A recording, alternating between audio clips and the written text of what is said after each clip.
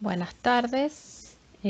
Vamos a seguir ahora con subgrupos y vamos a definirlo de la siguiente manera. Si tenemos un conjunto no vacío incluido en G, entonces H es subgrupo de G estrella si solo si H con la operación estrella es grupo. Bien, entonces como nota, hay dos grupos triviales que son el mismo grupo, ¿sí? Es su subgrupo, y aquel que tiene solo el elemento neutro. Bien, bueno, vamos a ver unos ejemplos. El grupo Z más, o sea, los enteros con la suma usual, es subgrupo de los racionales con la suma usual, ¿sí? Bien, bueno. Eso lo pueden probar. ¿Cómo lo podemos probar? Aplicando los 4 axiomas que vimos en el video anterior y ver que esto es un grupo. ¿Bien? Veamos ahora este otro ejemplo. Nos dice el conjunto de los enteros pares. Entonces llamamos H al conjunto de los enteros pares, es decir, 2K donde K es un entero, con la suma usual. Es un subgrupo de Z más. ¿Por qué? Como dije yo acá, deberíamos aplicar los 4 axiomas. Entonces fijémonos un poquito. Vamos a armarlo acá. Vamos a trabajar acá. Entonces, G1, recuerden que el primer axioma hablaba de si estrella era una ley de composición interna. Bueno, en este caso es la suma. Bueno, sabemos que la suma es ley de composición interna. Eso significaba que yo tomaba elementos de un conjunto y el resultado caía en ese conjunto. Fíjense, si yo tomo dos enteros pares, por ejemplo, 2K más 2J, eso debería darme un entero par, ¿sí? Fíjense, sacamos factor común 2 y me queda K más J, que es par, por lo tanto pertenece a H, entonces cumple con el primero de los axiomas. Veamos el axioma 2. El axioma 2 que me decía que fuera asociativa, ¿sí? Entonces acá deberíamos tener 2K más 2J más 2N, si quieren. Y acá teníamos que asociar, recuerden. Y eso tendría que ser igual a 2K más 2J más 2N. Fíjense, acá podemos hacer como anterior. Vamos a sacar este. Y vamos a poner directamente, sacamos factor común el 2 y me queda J más N. Y acá vamos a hacer lo mismo, pero entre K y J. Si tengo 2K más J más 2N. Entonces finalmente volvemos a sacar factor común y me queda 2K más J más N. Y en este caso hacemos otra vez factor común del 2 y me queda K más J más N. Entonces, ¿qué hemos probado? Que es asociativa, es decir, el segundo axioma se cumple. Veamos el tercer axioma. El tercer axioma, recuerden que era la existencia del elemento neutro. Y nosotros ya habíamos visto que el elemento neutro para los enteros era el 0. Entonces yo tengo un elemento neutro que es el 0. Y el 0 pertenece a H, ¿sí? Porque si yo acá elijo K como 0, que es un entero, 2 por 0 me da 0, entonces 0 está en H. Entonces cumple con el axioma 3. Y ahora me falta solo verificar el 4, que era la existencia de elemento inverso para todos los elementos del conjunto H. Entonces, ¿qué tenía que suceder? Que si yo tenía 2K, es decir, mi número par, y le sumaba, y le vamos a poner así, el inverso, eso era lo mismo si lo hacía en distinto orden. Recuerden que esto tenía que también ser conmutativo, el tema del neutro y del inverso. Y eso debía darme ¿qué? Debía darme el neutro, es decir, en este caso 0. Bien, bueno, vamos a tomar una de estas partes de la igualdad, que en este caso tomemos este y tenemos entonces 2k más su inverso me tiene que dar 0. Bueno, despejemos 2k' y entonces 2k', ¿cómo tiene que ser? Esto que está sumando pasa restando menos 2k. Y menos 2k es un número par, porque es el opuesto del que yo tenía, que también es par. Con lo cual, este conjunto H con la operación de suma usual es un subgrupo de Z+, porque en sí mismo es un grupo. ¿Sí? Bien, entonces ahí probamos esta afirmación. Bueno, lo mismo deberán hacer para el conjunto de los enteros impares, ¿sí? Y fijarse qué sucede ahí, ¿sí? Entonces este les queda a ustedes como tarea. Ya vimos que el subconjunto de los pares entra. Veamos si también entra el de los impares. No de los subgrupos muy interesantes que vamos a tratar de ahondar un poquito es en el que se conoce como subgrupo de Klein. Bien, bueno, si es un subgrupo, evidentemente en sí mismo es un grupo, ¿no es cierto? Está dado por un conjunto finito, como ustedes pueden ver acá, y esta es la regla de asignación a través de una tabla. Bien, entonces yo a ustedes les digo que es abeliano y que cada elemento se identifica con su inverso, siendo además el neutro el A.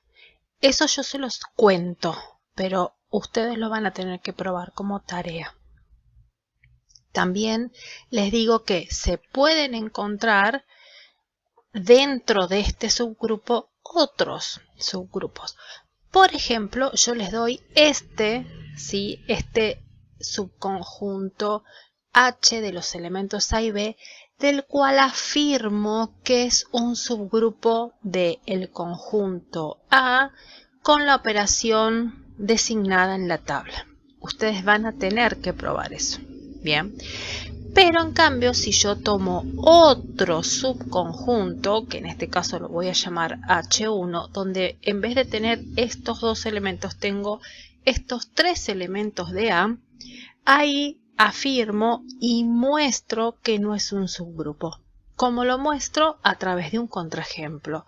El contraejemplo dice, bueno, si vos tomas dos elementos, por ejemplo el B y el C, B estrella C, me da D, y D no pertenece al subconjunto H1, con lo cual no es una ley de composición interna en este subconjunto. Por lo tanto, el subconjunto H sub 1 no es un subgrupo de A estrella. Bien, bueno. ¿Qué más tenemos por acá? Hay un teorema, ¿sí? Este que nos aparece, que vendría a agilizarnos ciertas cuestiones. En este caso dice que se usa este teorema para no estar constantemente probando los cuatro axiomas de grupo en los subconjuntos que nosotros elijamos para decidir si ese subconjunto con la operación es un subgrupo. Bien, entonces en vez de estar usando constantemente los cuatro teoremas, los cuatro axiomas, lo que nos dice este teorema es lo siguiente: si yo tengo un conjunto contenido en otro, bien, en este caso H sería subconjunto de G, y es distinto de vacío, acá me faltó, y esperen que ya lo ponemos, es distinto de vacío, ahí está, de tal forma que yo tengo un elemento en H y tengo otro elemento en H y además, y acá viene la cuestión interesante, si yo aplico la operación entre uno de esos elementos que había elegido y el inverso del otro elemento que elegí, lo que me devuelva esa operación tiene que pertenecer a H. Bien, entonces si yo pruebo eso, entonces me ahorro de probar los 4 axiomas. Y puedo decir que H con la operación estrella es un subgrupo de G con esa misma operación. Bien, entonces, a partir de ahora, si queremos decidir si un subconjunto de uno dado es subgrupo, entonces, ¿qué miramos? Miramos que ese conjunto tenga elementos, que claramente esté contenido en el conjunto que estoy tomando como grupo y que cuando yo aplique la operación estrella a un elemento de H y al inverso de otro, el resultado pertenezca a H. ¿Bien? Bueno. Ojo, para la tarea esta hay que hacerlo todavía con los axiomas. Bueno, entonces, veamos el ejemplo. Dice, tenemos R2 con la operación de suma. Bien, R2, ojo, acá, R2 es decir, puntos en el plano. Bien, a eso nos estamos refiriendo. Tengo puntos en el plano con la operación suma y dice, este es un grupo con la suma definida de la siguiente forma, es decir, como sumamos puntos en el plano, es decir, coordenada a coordenada.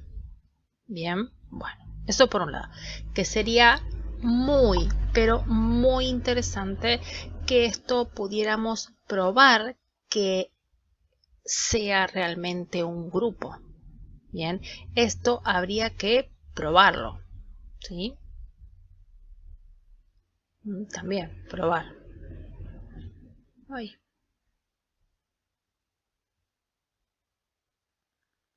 Bueno, esto lo vamos a... También lo deberían de probar. A ver qué me quiere escribir.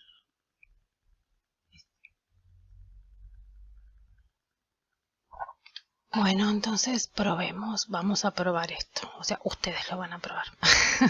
Bueno, entonces, la pregunta es, ¿será H el subconjunto de R2? Esto me está diciendo, ¿sí? Subconjunto de R2, tal que la segunda componente es igual al doble de la primera. ¿Será eso un subgrupo? Bien, bueno, entonces, lo primero que tenemos que pensar es, como dice acá, ¿qué elementos de H son elementos de R2? Entonces, como les dije recién, tenemos que pensar en aquellos cuyas segundas componentes sean el doble de las primeras. Bien, porque esto nosotros sabemos graficarlo como una función. Eso para nosotros es una función en el plano. Bien, no hay mucho más que eso. Ahora, si yo tomo el elemento 1, 5, ese par, ese punto en el plano no pertenece a H. Entonces tengo que tomar puntos que cumplan con la condición. Bien, bueno. Entonces, veamos. H es no vacío. Tiene todos los elementos que cumplen esa condición. Por ejemplo, ¿sí? El 1, 2. Bien, también podemos pensar en el 2,4. Bien, o el 3,6.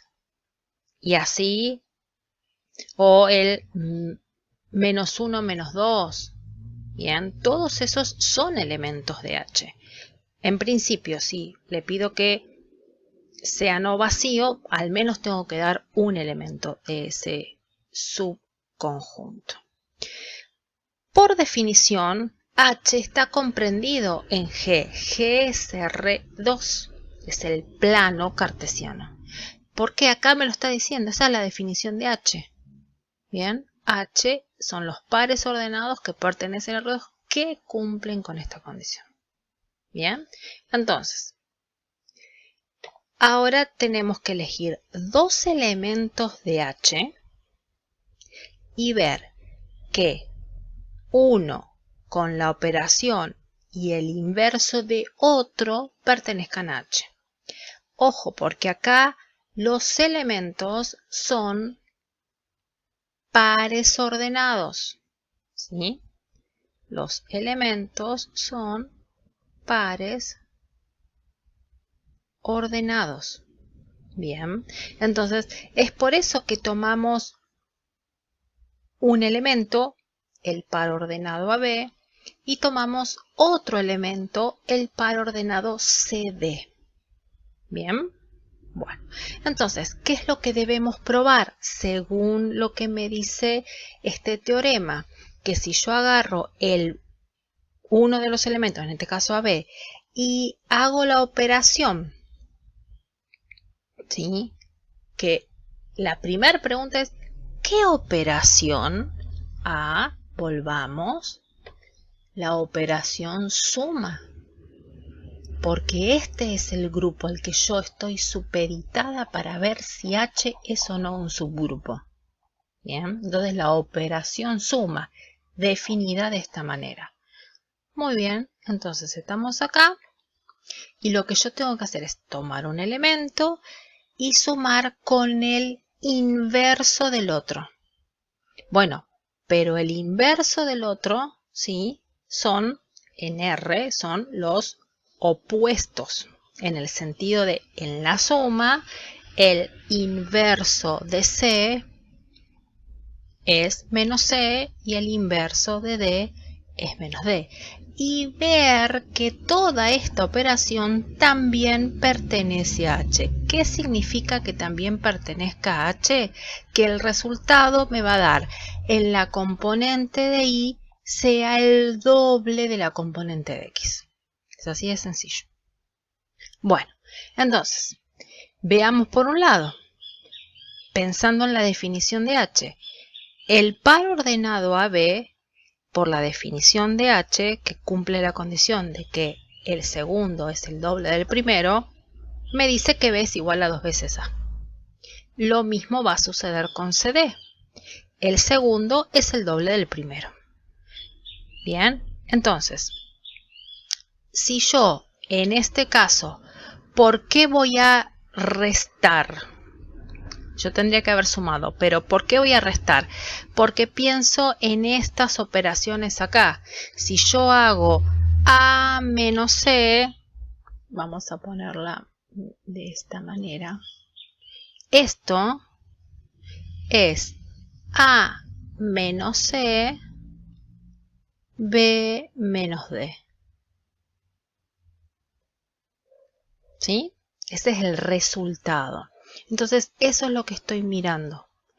Que B menos D, que es la segunda componente, sea el doble de la primera componente. Fíjense, si yo hago B menos D, me queda 2A menos 2C. Bien, si queremos, lo podemos poner acá. Me queda 2A menos 2C. Saco factor común 2 y entonces me queda 2AC. ¿Pero quién es AC? La primera componente. Bien, entonces, ¿qué estoy mostrando? Estoy mostrando que la segunda componente es el doble de la primera.